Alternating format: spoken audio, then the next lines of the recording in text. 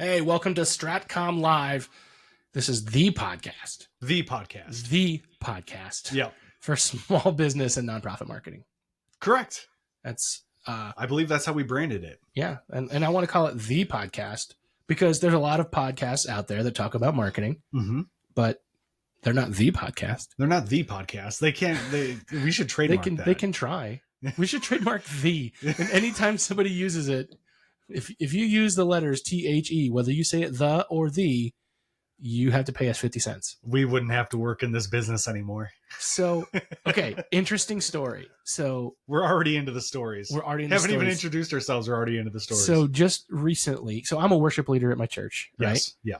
And I was watching the social media channel that I follow, and it's called Worship Leader Problems. Okay. Right. And what it does is it shows worship fails from like little video, because everybody's streaming on the internet now. And before that, nobody noticed these things. But after COVID, everybody's noticing all of the little stupid mistakes where we mess up the words. Does that include like the really, really terrible singers and stuff like that? Yeah. Okay. Yeah. They try not to make their own people look too bad, but like sometimes like they'll have auto-tune turned on and it's in the wrong key.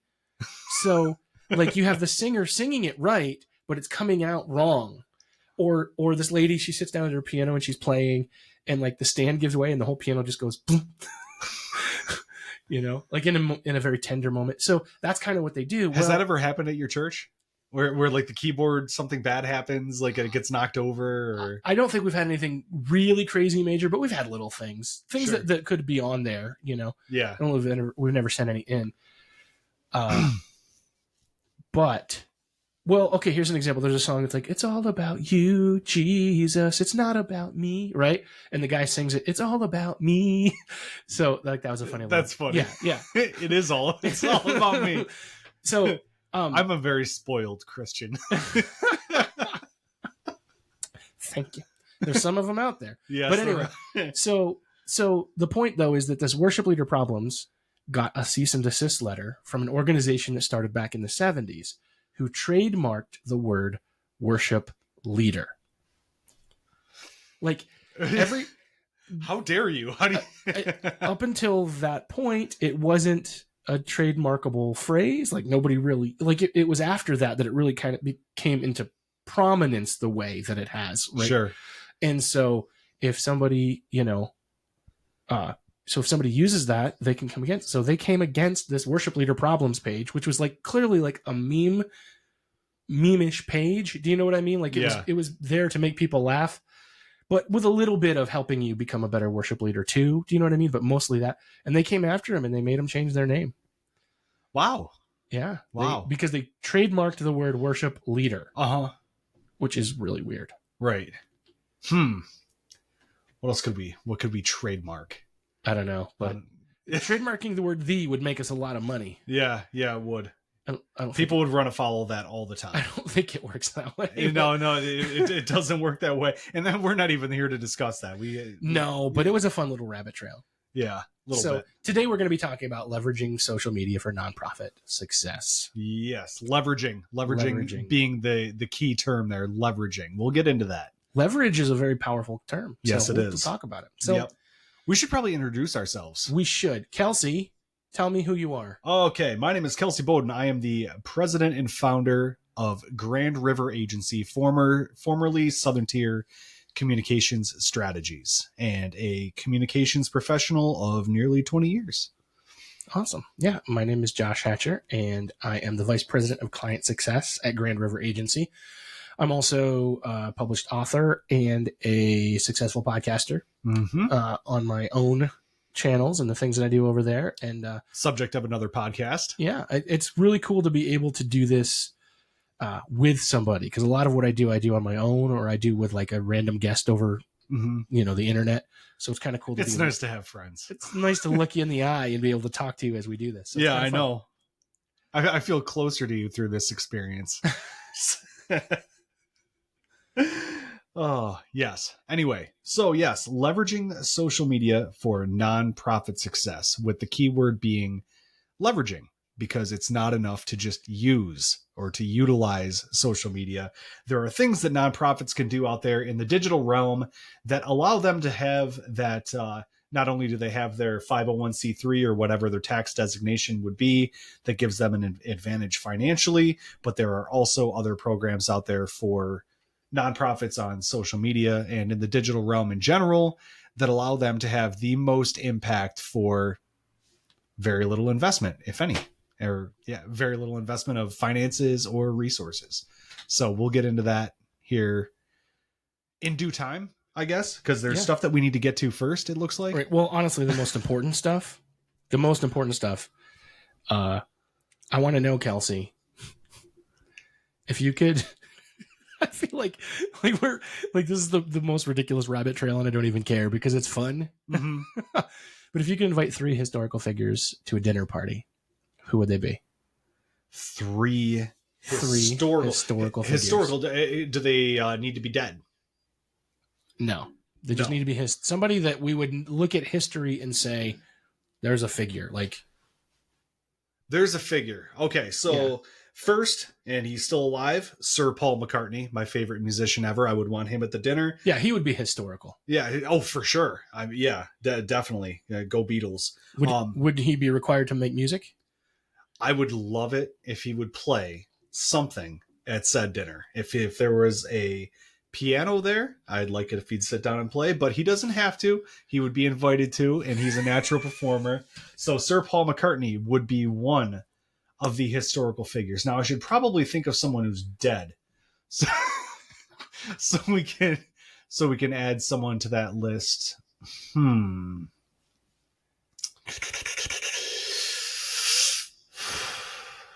Teddy Roosevelt. I love Teddy Roosevelt. Love Teddy Roosevelt. And I would hope that no one would shoot him mid-speech, so he would have to continue his speech. He would be just fine. Yeah, he would be. He would just continue doing what he was doing. He would not care. Would not. I had something I was going to say there, but it has a swear word in it, so I won't do that. So yeah, definitely Teddy. And then, do I stick with another person who is no longer with us as a historical figure? Let me think on that. You give me one while I'm thinking on that, because this is an important question. So, I mean, my obvious answer is going to be Jesus because he's my best friend. Yes. Okay. And if we run out of wine, he's got the hookup. Right. It's true. So, and yeah, that's my obvious. So you already took Teddy, so I can't invite him because he would be my second choice. Did I take that from you? You didn't know that you took it from me, but you did. Yeah. So how about... Okay. This is a tough question. I'm going to give both of them in one answer just because it would be a very interesting dinner conversation. Okay. Not because I actually care that much about the people. Okay. Abraham Lincoln and John Wilkes Booth. Have in the same room, huh? Yeah, but Jesus has to sit in between them. I hear they didn't get along. Jesus has to sit in between them and keep them in line. Okay, that sounds good. Okay, that's my 3 people. Those are your 3 people. All right. And I'm still sitting here thinking that's actually, and I didn't have a chance to sit down and really think about this beforehand before we started, what my third person would be.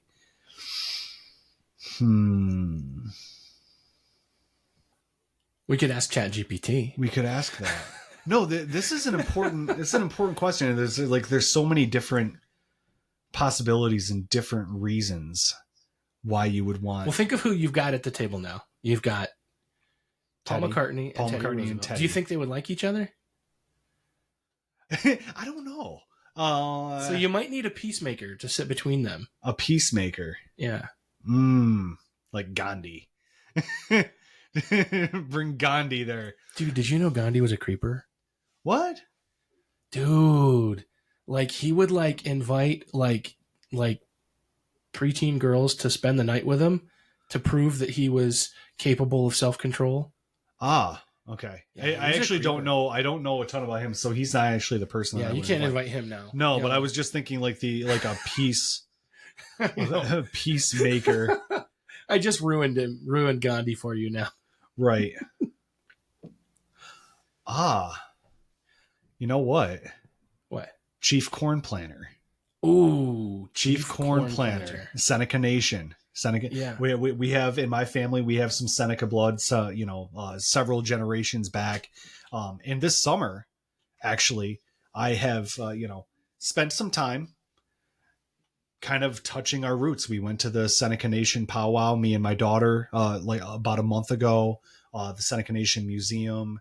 And I mean, like, we've lived in this area, so, we've seen a lot of the stuff that's, Seneca related. And there's members of my family that are in academia, and they're big into our genealogy and, like, figuring out where we came from. So we are supposedly tangentially related to Corn Planter in some way or another, like probably from the same turtle clan or something of that nature, like things that I need to dig a little bit more into myself to have a better understanding. But he would probably be my third, and my mom would be very, very proud of me. She's always reading up on Have you ever seen his grave? I have. I've been there. Okay, good. Yep. That's just up the road here. Yep, I've been there. Yep. Awesome. Yep.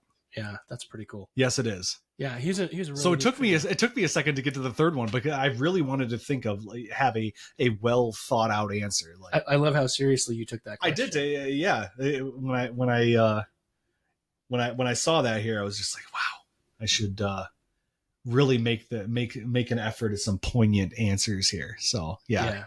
Corn Planter, that would be a weird dinner party though. A Native American chief. You have one of British pop singer. Yeah, British. But Sir Paul McCartney. Let's give him more credit than that. One of the best. Him and Teddy wouldn't get along though. Yeah, Teddy. As much as I love Teddy, he did Geronimo and the Native Americans pretty wrong. Like, he had a lot of respect for Native Americans. Yeah. Oh, yeah. Okay. But that respect for Native Americans was definitely, like, respect, like, in a way that was not like, okay, we respect you, but we still want you to live on the reservation, right? Basically as captives. You know what I mean? Like, oh, you mean like the entire of American history? Right. Like he had respect in a regard that would have been considered respect in that phrase and that phase in history. But if we look at it today, I was recently reading about Geronimo, and his people were basically, and they stole all their land and made them move to this barren reservation, and Geronimo, like, went and pleaded with him, and he was like, "You've been a bad Indian," because he was, like, always leading revolts. And right. I'm like, man, you just ruined Teddy for me. But it didn't ruin as bad as we just ruined Gandhi, so I think we're okay. Yeah. I'll have to read up a little bit more on Gandhi. That's why I'm happy I actually didn't mention him. Yeah, you're uninvited, Gandhi. Yeah, you're uninvited. Oh, well, if you are enjoying listening to us rant, which is hopefully the case, hopefully you're enjoying these conversations. Right. And you want to have more conversations. I know that we enjoy them. I hope other people are enjoying them too. But if you are out there and you're listening and you're like, okay, these are guys that I feel like I could do work with. These are guys that I want to help me. I just want to encourage you to go to our website at grandriver.agency. Mm-hmm. Now, I mean, our StratComm, this podcast, has its own website. Yep. StratComm.Live. And you can see all kinds of marketing news and headlines and things that are going on. But if you really want to get to the core of who we are, where we can help you make your business grow, make your nonprofit organization grow, and do awesome things, go to grandriver.agency. That's right. Get in touch with us. Yep. I'm always here to chat, always here to make new friends. And we want our friends to succeed. Yeah. As we've said before, we like to treat our clients as friends, and we like to treat our friends like we would meet them at the local grocery store. I got it. We didn't get grocery store in the last podcast. Yeah, we had to. We said it like 18 times in the first one, just trying to hammer that point home. Yeah, but yeah. So leverage. So leverage is when you can apply extra force based off of the angle of what you're working on. Correct. Right? Like that's how leverage works. I'm glad you did that definition. That's perfect. So help me understand what you mean when we're talking about leveraging social media for nonprofit success. Leveraging social media for nonprofits. So you're basically looking at resources that are exclusive to nonprofit organizations that are going to help you to amplify your message in the digital realm.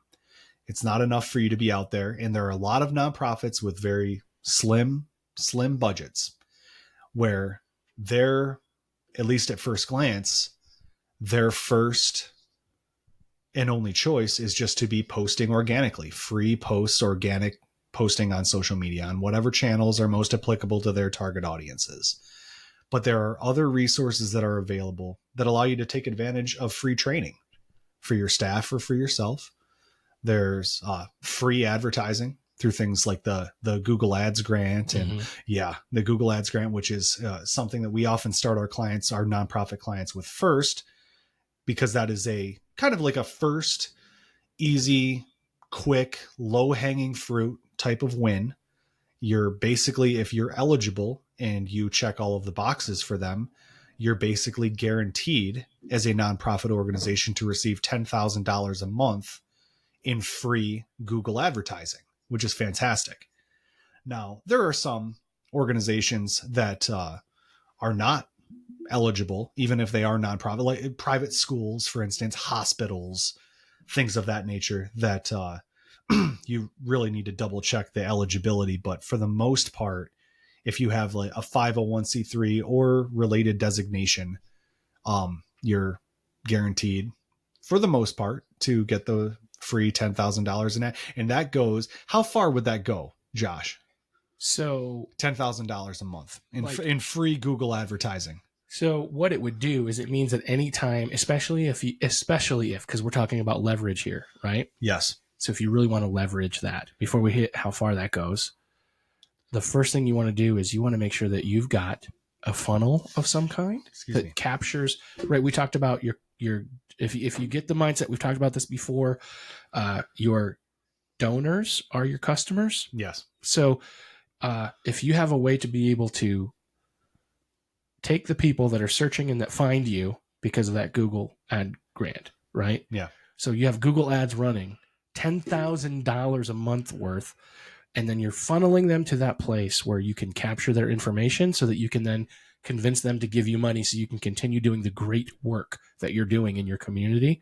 Right. You know, but it like you're taking that $10,000 a month in that way would go tremendously far, because you're putting yourself in front of your donors. You're putting yourself in front of the people that want to give you money. Right. And you know, look, I mean, cost per click, I mean, a lot of that depends on your keywords, but people are oftentimes paying anywhere between 50 cents and $3 for an ad click. Yeah.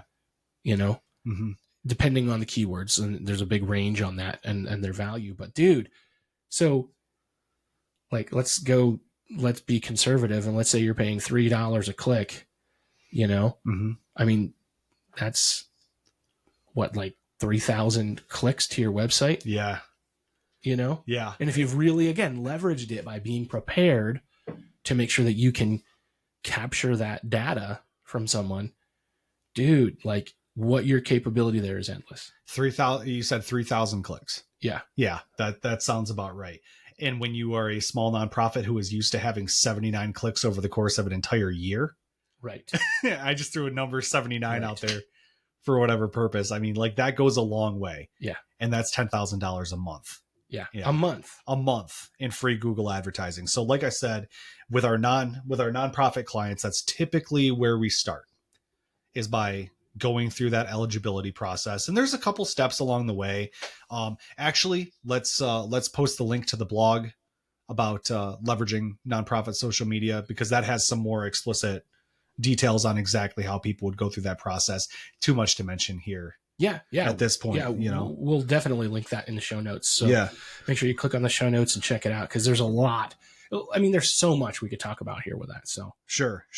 I mean, like, if you're looking through, like, for free training and resources alone, if you're looking, and I just had to pull this up here, Facebook and Instagram, there's free online courses that are offered by Meta Blueprint, including nonprofit and NGO training.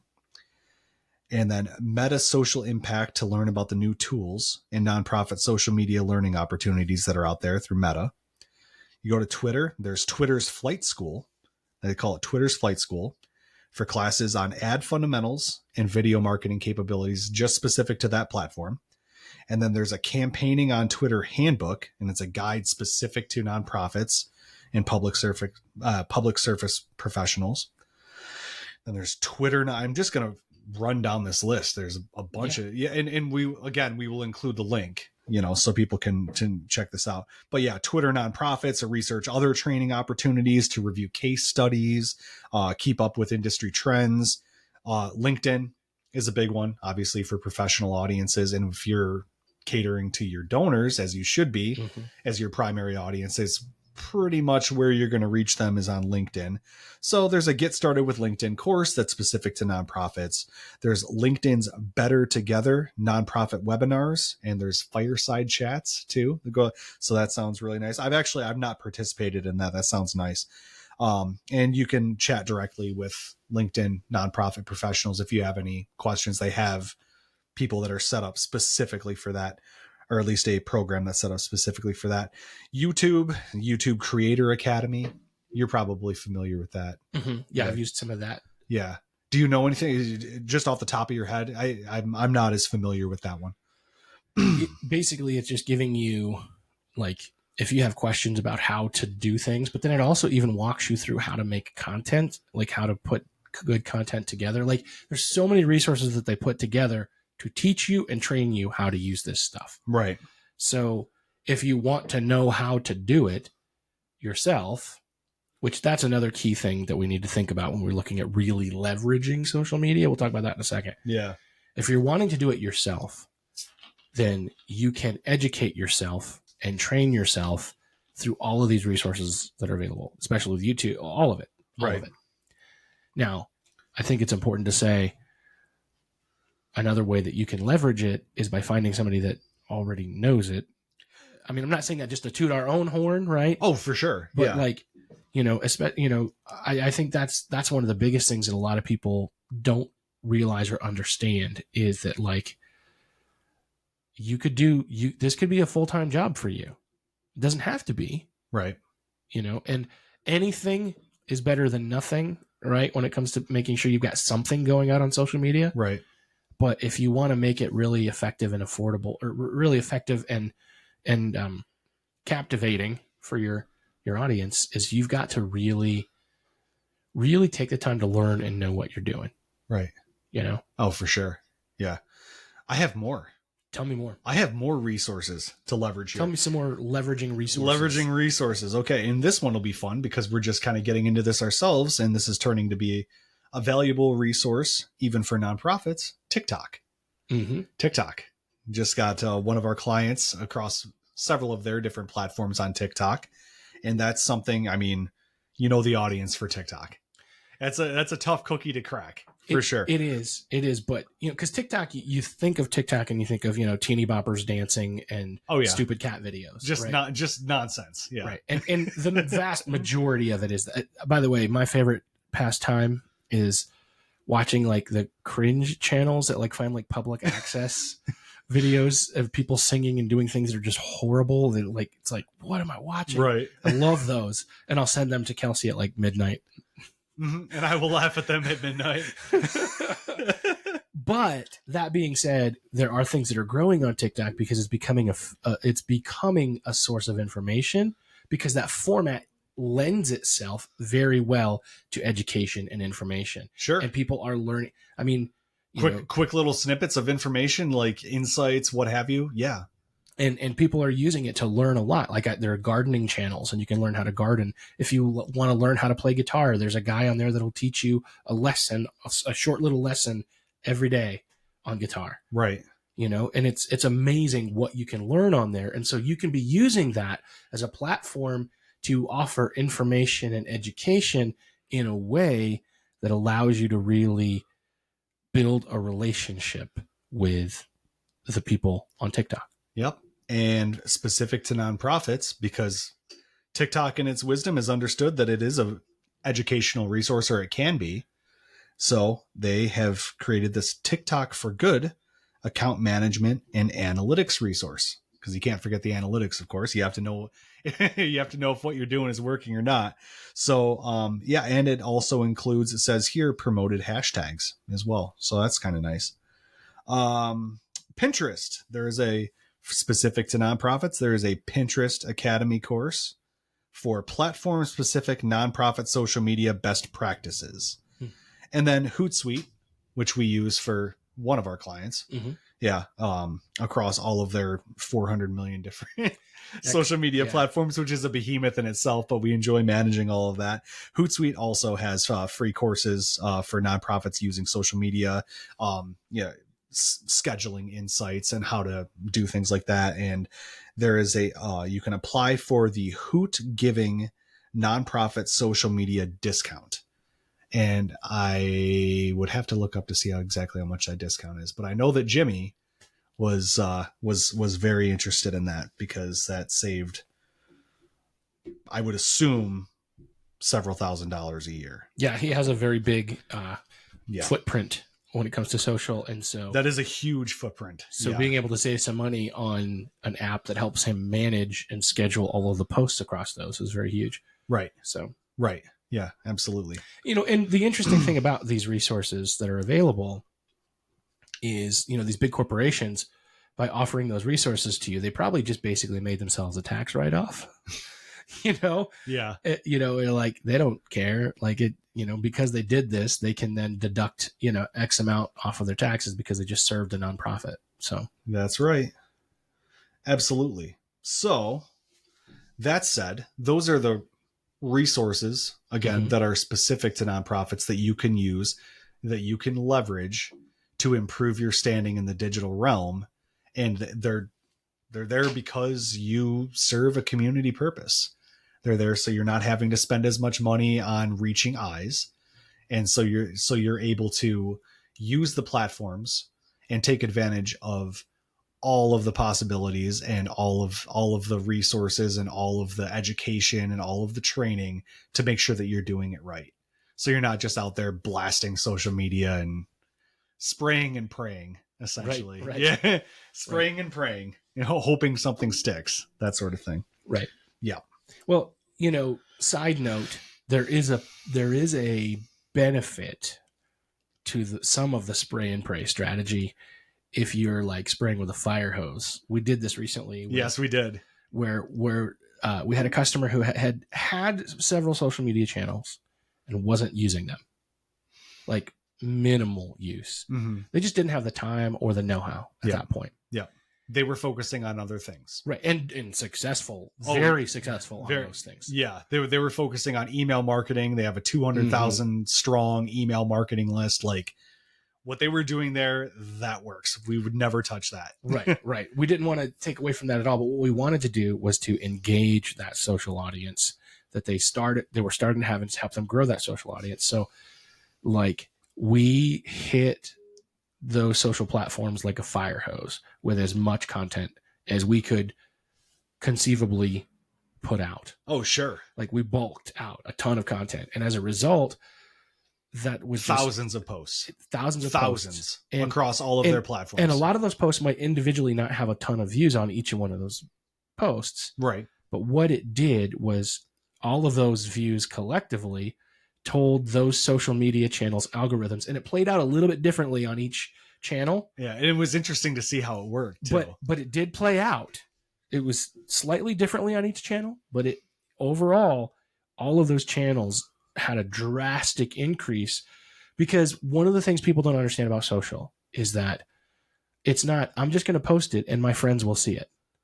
There's too much content for it to happen that way. Right. So you have an algorithm, which is an AI, basically, this computer software program that is designed to show you what you want to see. Yeah. And it's designed to be like, here's the information that Josh wants to see when he's scrolling. That's why I see so many of those cable access TV things and so many stupid cat videos, because I love those. And I'm always giving my little hearts. But you took the time to go through and like the things that you like and to make the things that you didn't like go away. Yeah. You can actually do that too. Like I did not want to see half naked, 19-year-old girls dancing. I understand some people might want to see that. I don't. Mm-hmm. Right. So I held, when you're on like Instagram or Sure. TikTok or Facebook, you can say, you can select it and say, I don't want to see this video, and it'll stop showing you those. And then if there's the ones that you tell it you do like, it'll start showing you those. But it even is paying attention to how long you stay on a video while you're scrolling through. Sure. Or a post, just any post in general. How long are you staying when you're scrolling Facebook? Did you stop and read the words on the screen? It can tell that, and then what it does did is you expand the text? Right. Did you expand? Did you click the link through? Mm-hmm. It uses all of that to inform the algorithm so that for you, the content that you are seeing is the content that it thinks you want to see.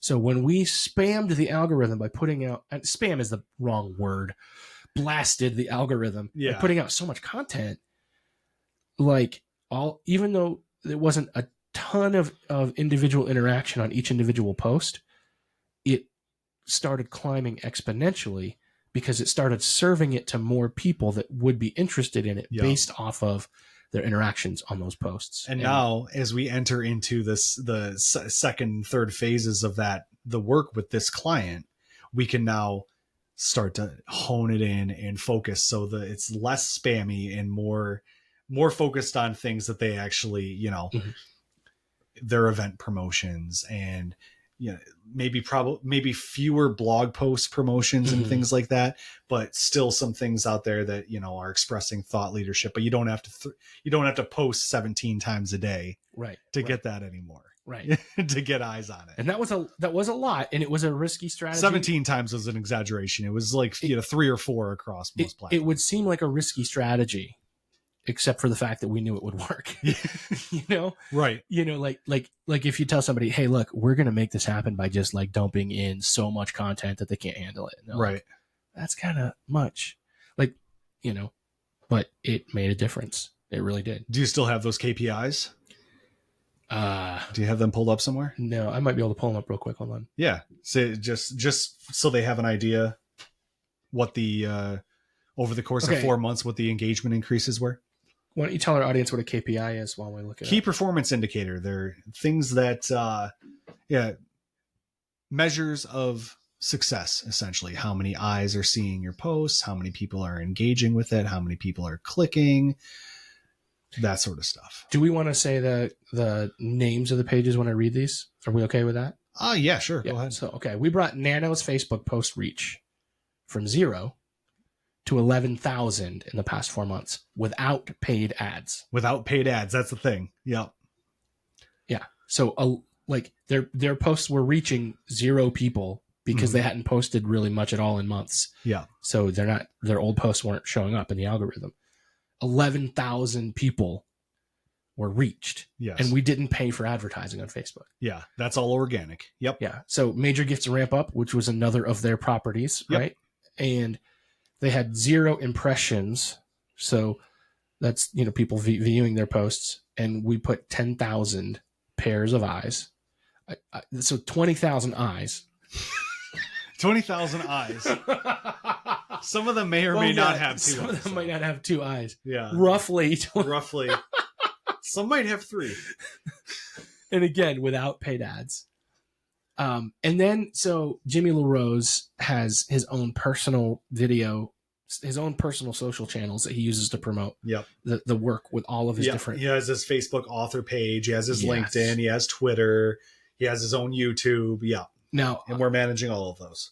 So in the past 4 months, we helped him increase his reach by 7,500 on video only, just the video. And most of that video. So it was looking at his old videos that he had too, because he had a lot of video up.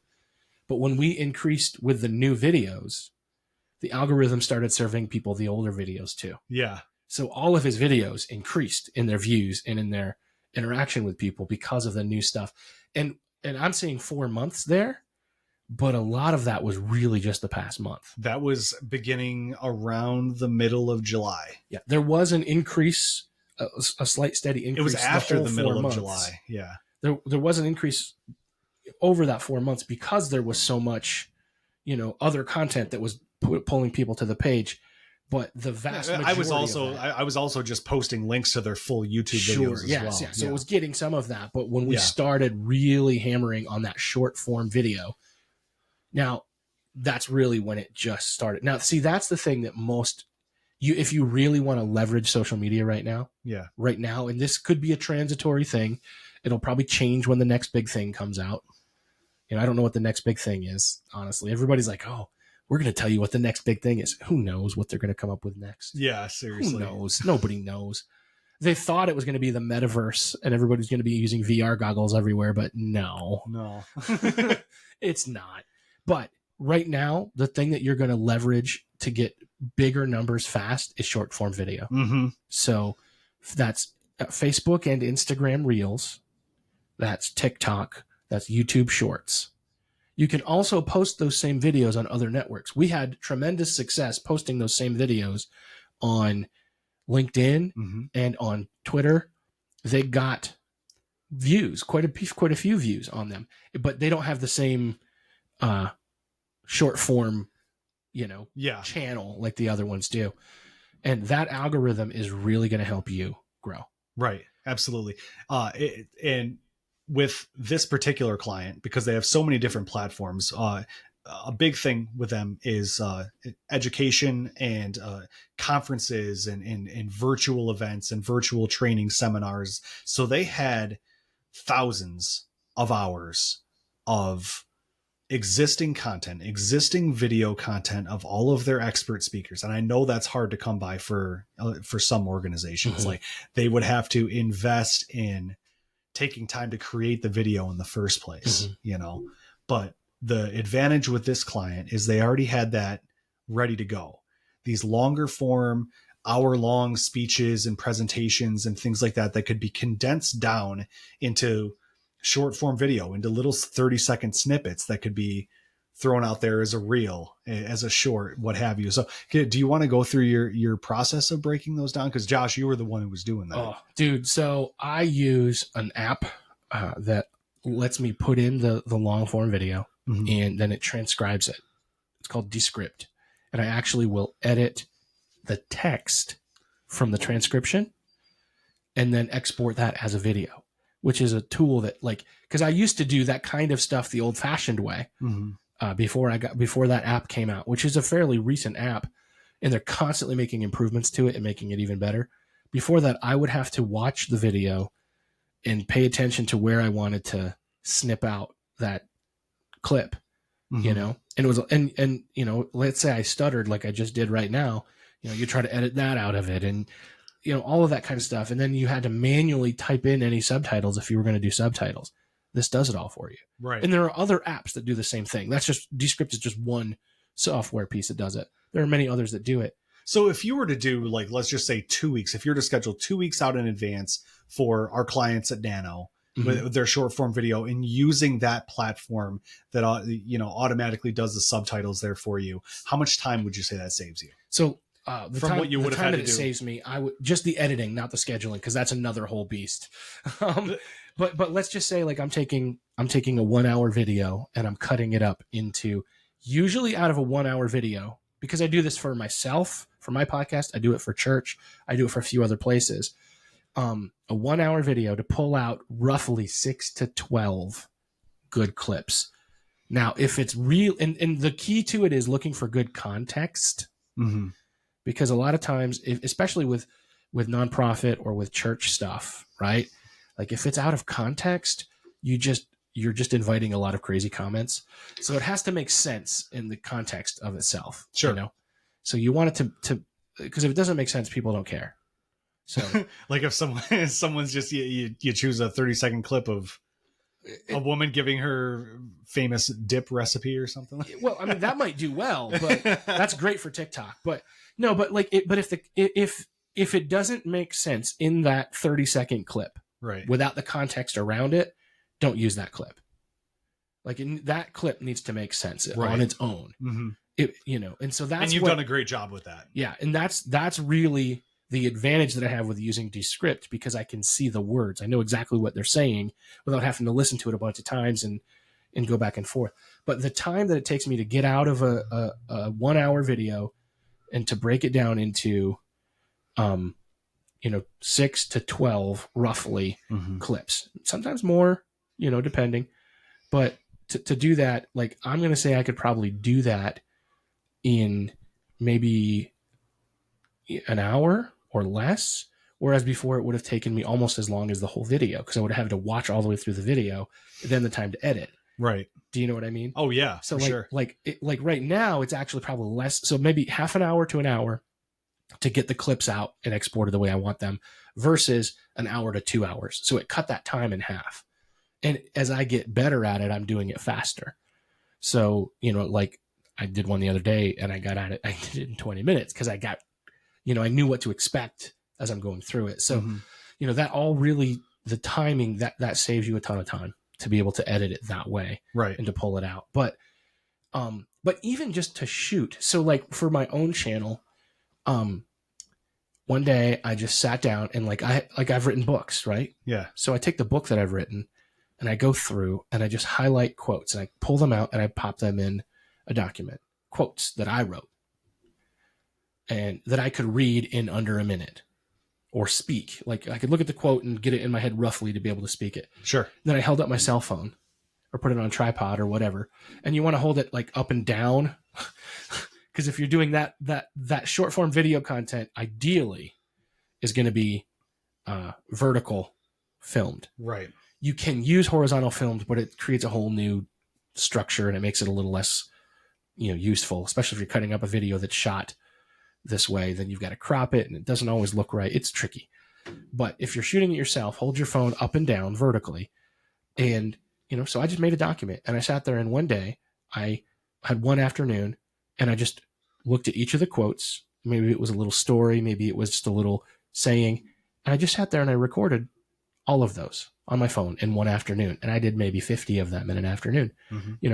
I mean, I remember you doing that. Yeah. So like 50 videos in an afternoon, and if they're all under a minute, so that was, maybe 2 hours, for the, 2 hours total that I invested. And then I had 50 videos.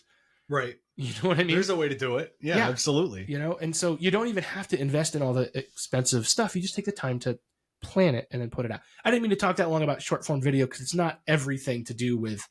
But it's important. It's right now. That is important. Right. The number of views that you will get on your content right now with short form video is going to way outpace everything else that you're doing right now. And that's why I'm talking about it as leverage. And that's exactly why we told them that.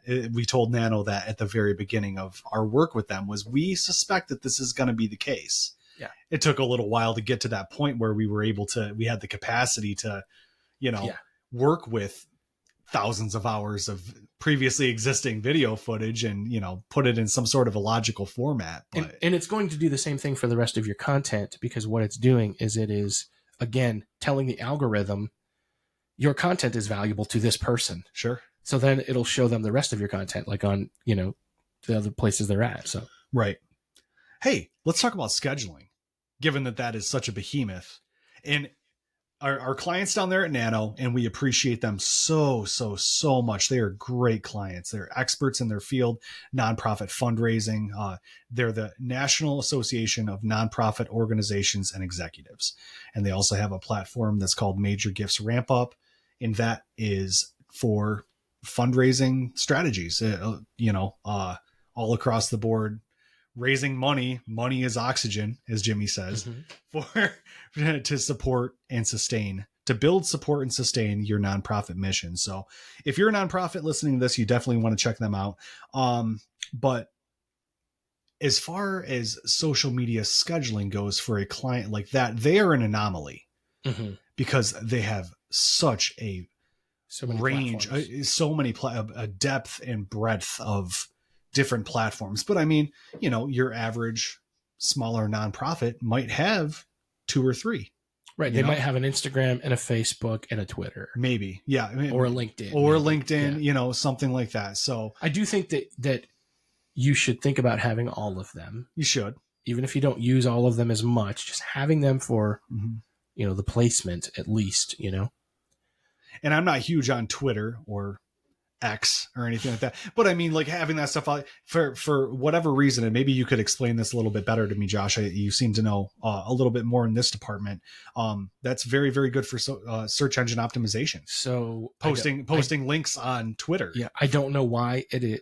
Any links that you post anywhere on any social are good for SEO. Yeah. For And whatever that is reason- a marked improvement that they noticed that too, right off the bat, because we were posting such a volume of content.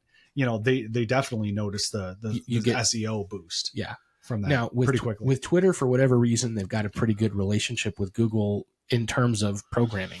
Okay.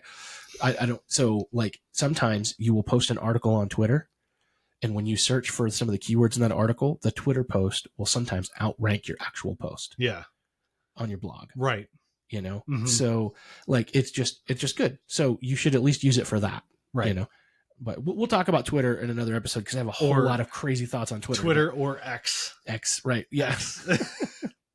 Whatever. Twitter. It's whatever they want to be called. Oh, you were asking me a question and then we derailed it. Scheduling. Yeah. Scheduling. So we began with them because with Nano, again, I'm saying that they're an anomaly because there's so many.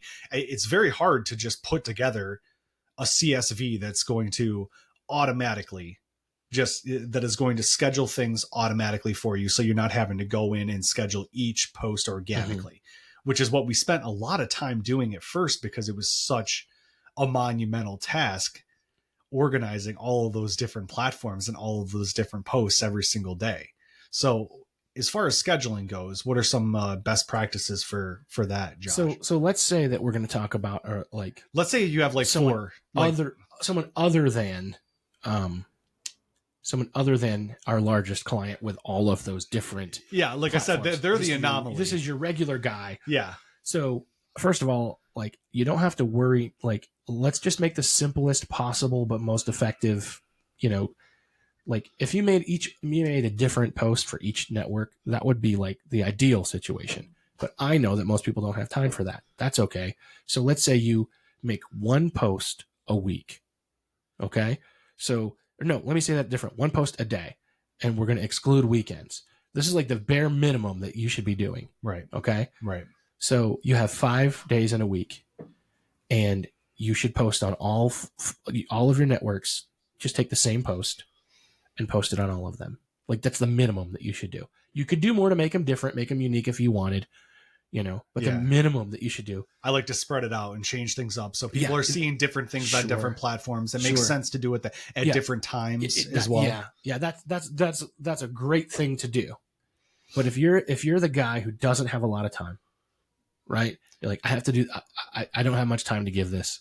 So, which a lot of our nonprofit executives are. So on Monday, I want you to write 5 social media posts. And then I want you to schedule them. So you go on each of your networks and you schedule them. So if you are in Facebook, you can go to the business manager and you can schedule it. If you have it all connected right, you should be able to schedule to Instagram and Facebook in one place. Meta for business. Yep. Right. And you can schedule it to both in one place. So that's 2 posts, and then you can go to Twitter and you can put a date on it and schedule that post. And you can go to LinkedIn and you can put a date on it and schedule it for that post. You can, if you're doing a video, you could go to, YouTube and all those other ones in the same thing, put a date on it and you can schedule it if you have the business accounts. Yes. And, so on Monday, Marketing Monday, if you want to call it, just take half an hour. And if there's a blog post on your website, and my recommendation also is try to include, we could talk about that. Include a link to your website in almost every post that you do if you can. Sure. You don't have to do that, but if you do, like Google's SEO counts social now. Yes. So when they see that a post has been shared 5 times, that says this blog post is valuable. So it shows up in more Google searches. Right. So like anytime you can share a blog post from your website on social media is going to benefit you. Does that count? Here's an interesting question. Does posting a link to an article count as a call to action to your mind? Because you are calling them to take an action, which is clicking on this post to read more. Because there are some trains of thought, and I hate that it's like this, because there are some people who are like, you should have X number of posts before you ask somebody to take an action. So you're building up that trust and credibility to the point where after the 10th post, after the 5th post, after the 15th post, you can confidently ask them to take an action to read something. Or, I mean, because you could have like a CTA, which is like, download this ebook. Mm-hmm. Or whatever, or go here and buy this product, which is the CTA. Or is that like a clicking on a blog post link, for instance, is that a low stakes call to action for you? I would say a low stakes call to action. Because I'll post those all day. But what you should do, but I wouldn't like, so like I have a rule of thumb, because I have four fingers and one thumb, right? So like, and I have 8 fingers and 2 thumbs. So I like to say for every 4 organic informational posts, the 5th one is one that tells them to do something. Right. Now, those 4 posts could have blog post links or website links in them. Right. But they also should include something informative and helpful or engaging in the content itself. So maybe it's a quote from the article and then the link to the article under it, but you're not saying click here now. Yeah. Like don't tell people what to do. It's just there. Just there. Read further if you wish. So you have the information, like you have a sentence, a quote, something, to get their attention, and then you have the link underneath it. And they can be in your 4.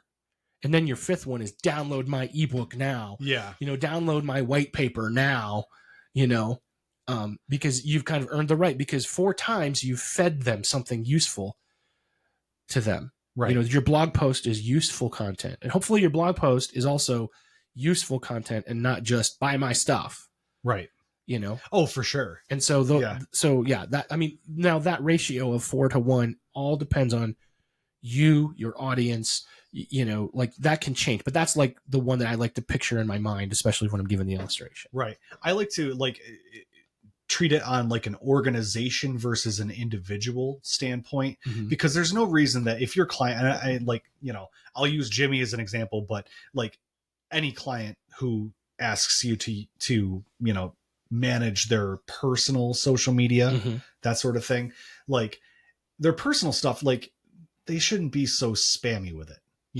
It should be them kind of talking to their audience. So in that case, I might do 8 informative posts for every 1 post, or maybe even 10 for every 1 post that is asking them to buy my book, download this white paper, or what have you. It's important. But I mean, if it's coming from like the corporate entity, if it's coming from the organization itself, I feel that the organization, just by virtue of being like an entity or whatever, can afford to come across not spammy, not pushy or anything like that, but no one's going to look at their social media presence and think like, why are they asking me to do this? Well, it's because that's why they exist. Right.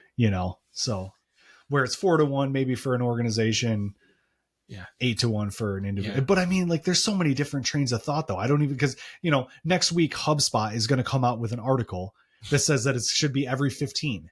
And then a month and a half from now, SEMrush or SEMrush is going to come out with something that says it should be 1 every 7.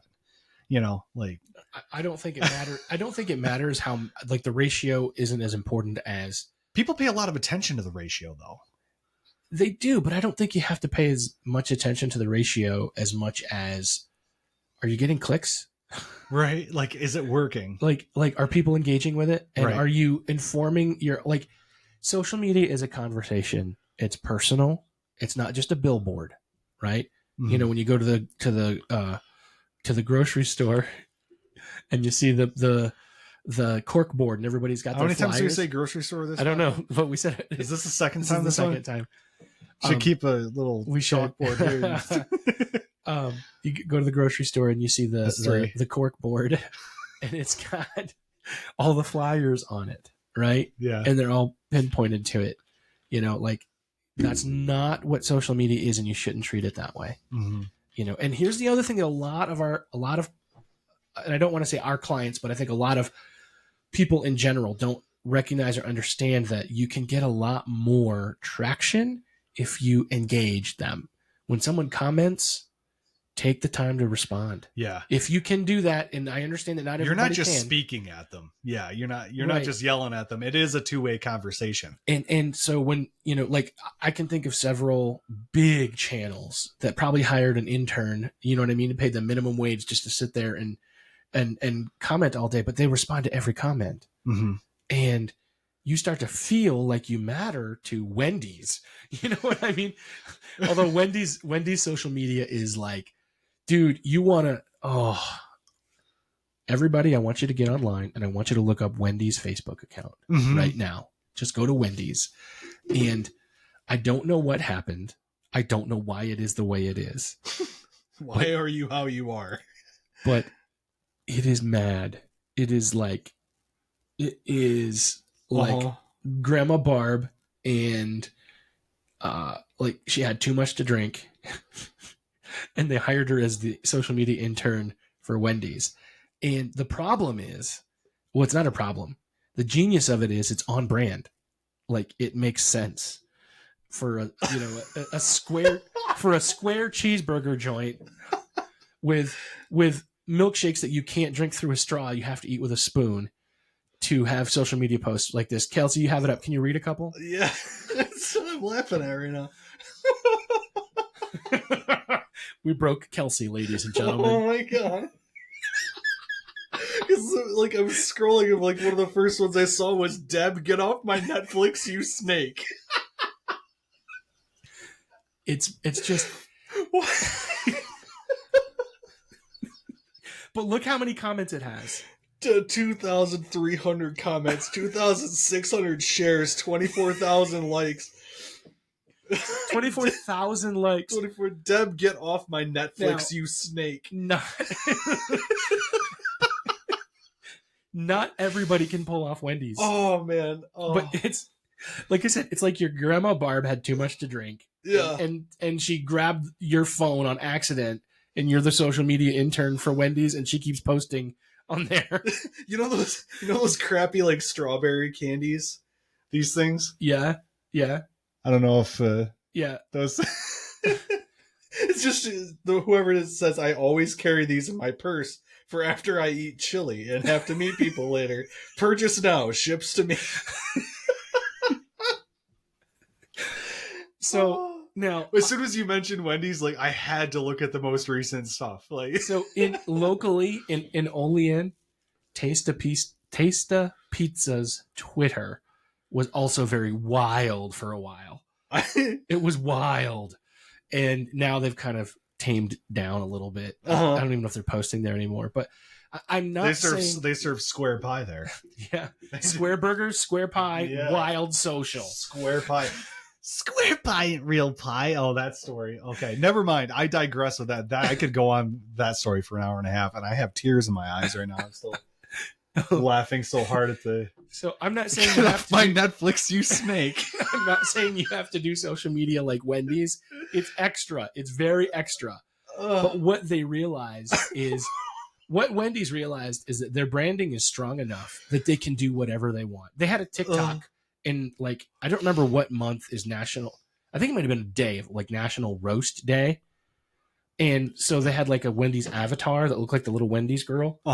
And people would say, roast me. And then that little avatar would just roast them like mercilessly, saying mean things. Wow. And that's nice. That was their TikTok channel for like a whole month because of one day. And it just kept going and going viral. But they were taking the time to engage their audience in a way that got attention. So now I'm not recommending that you get ridiculous with your social media, but have some fun. I'm going to be laughing at that snake thing all day. You know? What is that? I want you to send that to a couple of clients. Just send an email saying, look, I found an account that's doing really well and I think we should learn from them. We should learn from them. Hey, Maureen, I think you should post more like this. That also might be on brand. Get off my Netflix. Who's Deb? Ladies and gentlemen, we broke Kelsey. I know. I've been sitting here crying like a schoolgirl for the last 12 minutes. Oh, man. Oh, Which is also on brand for us. Yes, So it is. we might just have a podcast at some point that's literally just me laughing for 50 minutes. Just me looking at pictures of clowns or something. Honestly, dude, I think we have totally wrapped up everything we could possibly wrap up in this conversation. And I think you need a break. Yeah, so probably. Yeah. Well, no, yeah, you definitely hit the engagement part of it, because just to bring it back to something serious, so my mind can function again. That's right. It is a two-way conversation, and you do need to be, when people are commenting and asking questions and making, just talking in general about your brand, you should at least express some form of appreciation for what they're doing. So I agree. You had a funny story about a friend of ours, didn't you? I did. So I worked with Alex Davis, and he's actually a member of our team. Yeah. He works with us as a contractor. I know him really well. He is a rock star. Now, when you look at him, you would not think he's a rock star because he's just a gentle, quiet guy. Yeah. Kind of shy. He likes Grimace. He loves Grimace. So this is actually ties in very well. So McDonald's recently decided that Grimace was worth marketing again, and they made a Grimace's birthday shake. Somewhere along the line, Grimace became an LGBTQ icon, and people would go and buy the Grimace shakes and make social media videos of how they tried the shake and then they died. Yeah. And it took the internet by storm, like TikTok, like every other video. Well, maybe it was because I watched one and then liked it, and then the algorithm kept showing them to me. But all day, it was nothing but people dying because of the Grimace Shake videos. But then their reporting came out for the quarter for their earnings, and their earnings were through the roof because the Grimace Shake could only be bought as a part of the birthday meal, which was like $20. So their sales were through the roof because of the stupid TikTok trend. Right. Anyway, Alex was obsessed with Grimace. Obsessed with Grimace. I'm still trying to understand that. I don't know why, but he at first I thought he was afraid of him. He liked Grimace before Grimace was cool. Right. Like he had a little plastic figurine on his desk of Grimace at the newspaper, and he would try to work into, and he was a reporter at the Bradford Era at the time, and he would try to work into as many stories as possible, and it would usually end up being like once a month. The word Grimace had to find its way into one of the stories in the paper. And he did it successfully, and nobody noticed, except for those of us in the office who knew that he was doing it. And so I don't know. That's just a funny Alex story that I wanted to share. So here's some quote. Said Bradford Mayor Todd Totterson as he grimaced. That's exactly what it was. As he grimaced. So grimaced as he saw the car crash happen in front of him on Route 46. He did it much more subtly than that, but yes, he did it. On multiple occasions, the word grimace would make its way past the editor to the print. It was amazing. That's amazing. That's hilarious. Well, this episode has broken me for sure. Now this one's my favorite episode. Leveraging social media for nonprofit success, and we talked about Grimace, and we talked about Deb getting off his Netflix. That snake. Oh, hey guys. But you all get the point. Yes, you do get the point. Have some fun with it. Yeah. Yes, that is the point. Hey guys, thanks for tuning into StratComm.Live, the small business and nonprofit marketing podcast. Listen, if you like what we're doing, please go to our website at StratComm.Live. You can see lots of headlines there. You can also check out our marketing agency, because if you need help with any of this stuff that we're talking about, we can help you. So if you want some help, go fill out our contact form at grandriver.agency, and we'd love to help you. We are here to amplify your message. Definitely. So if you guys appreciated this podcast episode, please subscribe, leave a rating and a review. Send us a message and tell us why you appreciate Wendy's. Aside from the Baconator. Oh my gosh, the Baconator, the triple. You got to get a triple. You got to get a triple bacon. You get it right before your triple bypass. Tell your friends about this podcast, guys. We all have a story to tell. Let's tell it well.